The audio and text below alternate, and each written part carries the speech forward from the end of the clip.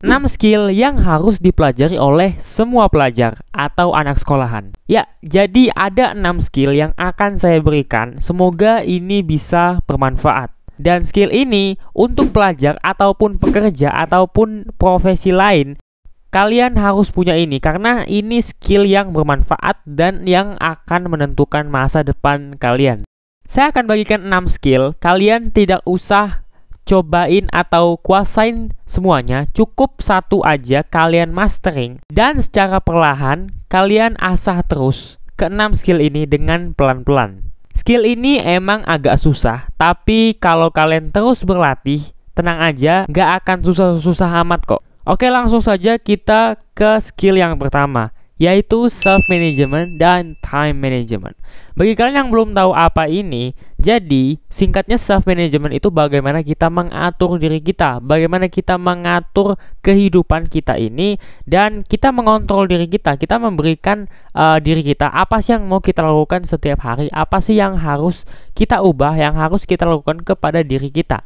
Jadi kita merawat diri kita dan juga mengatur diri kita. Dan buat kalian mungkin yang kayak hidupnya itu biasa-biasa aja, hidup kalian tuh kayaknya ya kalian nggak bisa nahan kebiasaan buruknya kalian selalu ngelakuin hal yang negatif, kalian nggak pernah berkembang. Mungkin kalian belum menerapin yang namanya self management, makanya hidup kalian itu gitu-gitu aja, nggak pernah meningkat.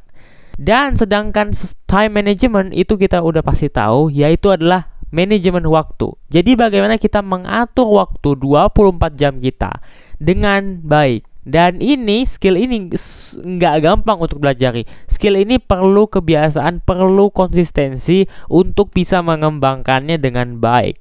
Dan kebanyakan pelajar gagal gitu untuk bisa mengatur waktunya 24 jam gitu. Dan mungkin kalian bertanya, gimana sih cara meningkatkan skill self management dan time management ini? Nah, caranya itu sebenarnya ada 7 ya. Yang pertama itu adalah membuat goals dan skala prioritas yang jelas. Jadi kita harus membuat goals kita itu bagaimana, skala prioritas kita tuh apa. Nah, jadi apa aja sih yang harus kalian lakukan setiap hari? Apa aja yang harus kalian persiapkan supaya goal kalian itu bisa tercapai? Terus yang kedua adalah buat aturan dalam hidupmu. Apa aturannya gitu? Setiap hari harus ngapain? Misalkan setiap hari harus bisa mengupgrade skill desain grafis, skill editing video, dan skill lainnya. Itu harus kita benar-benar atur ke diri kita. Nah, yang ketiga itu jangan gunakan to-do list ya, tapi gunakanlah time boxing dan juga time blocking gitu. Nah, biasanya orang-orang sukses itu menggunakan time boxing dan juga time block gitu, karena ini tuh lebih efektif. Nah, untuk time boxing ini ya kalian bisa cari sendiri lah, dan time block ini bisa cari sendiri di Google. Itu artinya ada. Saya nggak akan mau bahas karena kalau saya bahas mungkin kepanjangan ya. Terus yang keempat itu adalah biasakan diri gitu untuk nggak nunda-nunda. Ini udah pasti ya, untuk nggak prokrastinasi kalian harus ya biasakan diri gitu untuk nggak nunda-nunda. Nah, terus yang kelima itu adalah melatih kesadaran diri atau self awareness. Yang keenam itu start small, atau kalian tuh harus membangun kebiasaan itu dengan kecil-kecil aja, nggak usah yang besar-besar. Dan ketujuh adalah evaluasi gitu dari hal yang udah dilakukan. Jadi kalian bisa memberikan reward apapun yang udah kalian lakukan, apapun yang udah kalian planning sebelumnya. Ini penting banget karena ini adalah self reward ya. Karena ini bisa memotivasi kita untuk lebih melakukan hal yang lebih baik lagi selanjutnya. Nah, skill yang kedua itu adalah communication dan interpersonal skills. Jadi simpelnya interpersonal skill ini itu cara kita berkoneksi atau networking dan menjalani hubungan dengan orang lain.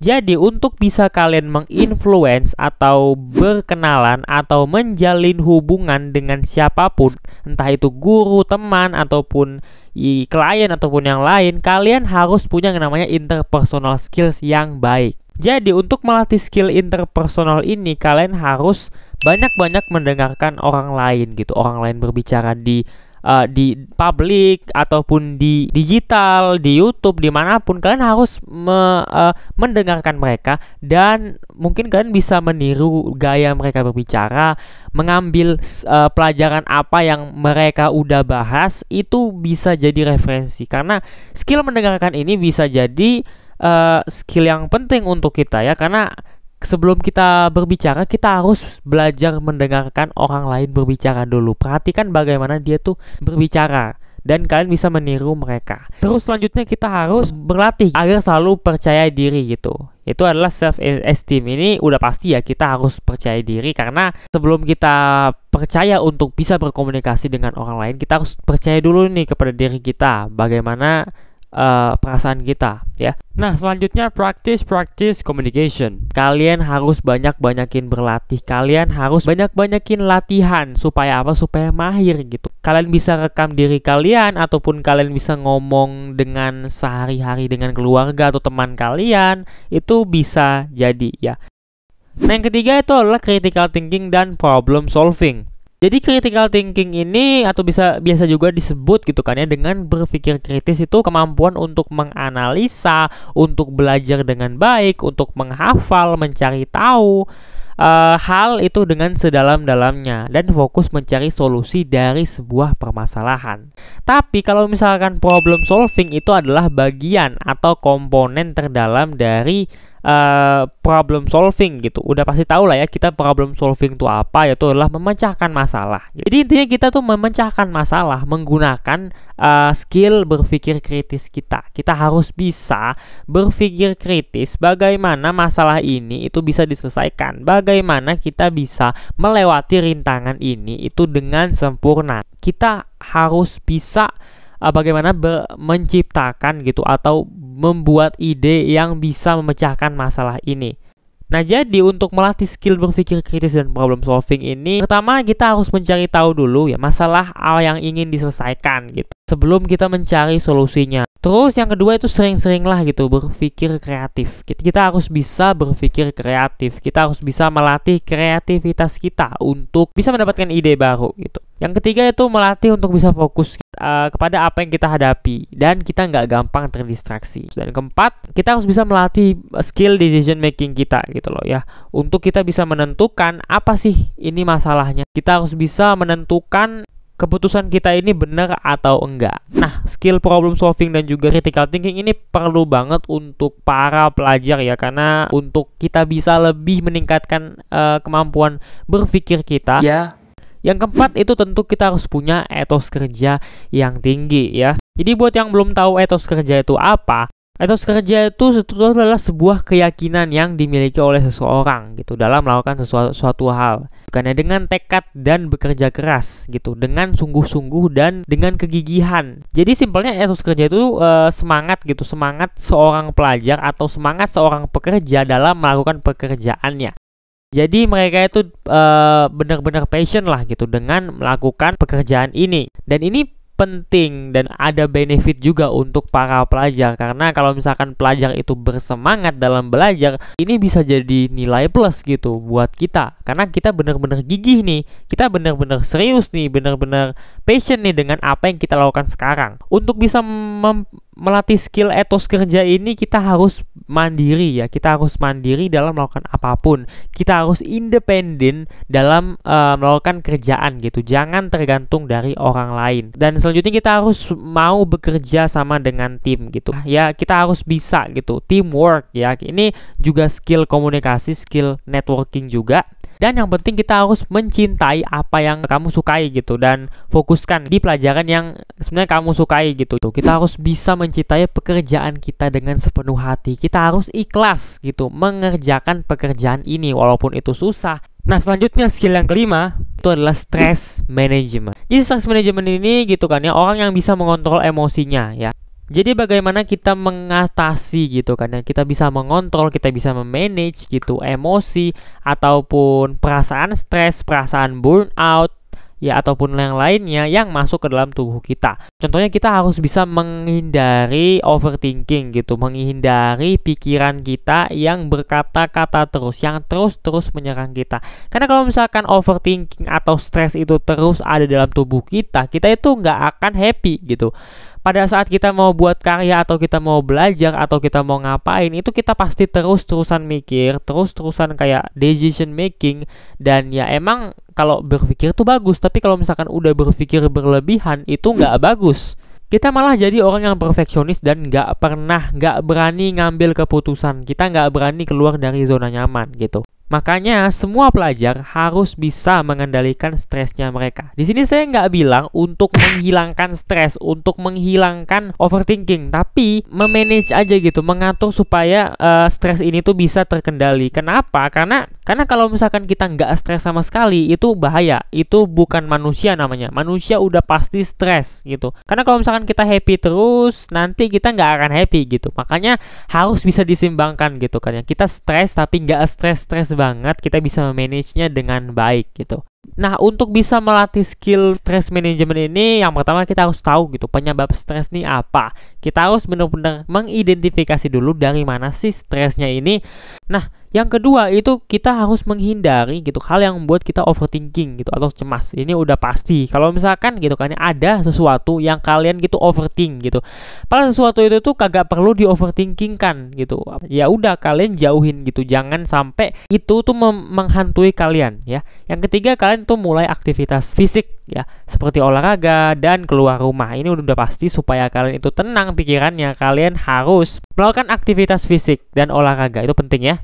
Yang keempat itu luangkan waktu gitu untuk melakukan hal yang disukai atau yang kalian passionate. Supaya apa? Supaya kalian happy. Oke, selanjutnya adalah skill belajar yang efektif. Ini penting banget ya, karena kebanyakan dari pelajar Indonesia itu banyak banget yang melakukan belajar yang salah gitu. Jadi seharusnya kalau misalkan kita belajar itu kita harus bisa menerapkan pembelajaran tersebut itu ke kehidupan kita, ke kesehariannya kita. Itu yang terpenting ya. Ada banyak banget teknik belajar ya, kalian bisa searching aja di Google yaitu studying technique. Kalau menurut gua teknik yang paling efektif itu Feynman teknik, Pomodoro teknik, dan 80-20 rules.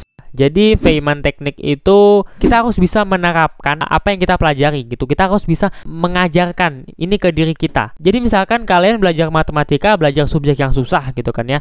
Terus kalian itu kesusahan. Nah, kalian itu harus benar-benar paham itu. Nah, setelah itu kalian harus jelaskan ke dirinya kalian atau ke teman kalian atau public speaking apa. Kalau misalkan gua ada hal yang interesting gitu yang gua pelajari, biasanya gua upload di channel ini gitu. Nanti kedepannya gue akan upload juga. Nah, terus untuk Pomodoro teknik ini kalian belajar gitu kan ya, selama mungkin 20 menit, 30 menit gitu. Setelah kalian belajar sekitar 20 menit, itu kalian pause, kalian istirahat rest selama 5-10 menit. Itu adalah 80-20 rules. Ini gue juga masih bingung ya konsepnya gimana. Yang pasti kalian itu melakukan gitu kan ya, 20% itu effortnya kalian gitu.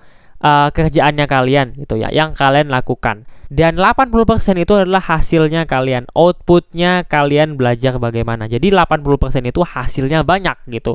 Jadi kalian belajar itu nggak banyak gitu, cuma 20% aja. Kalian belajar itu dengan waktu yang sedikit, dengan effort yang sedikit, tapi menghasilkan hasil yang terbaik gitu. Dan ini biasa disebut dengan studying smart ya, atau belajar dengan cara cerdas. Nah, kalau ini menurut gua lakukan 80-20 rules ini atau Pareto Law ini, yaitu dengan berpikir sebelum melakukan sesuatu.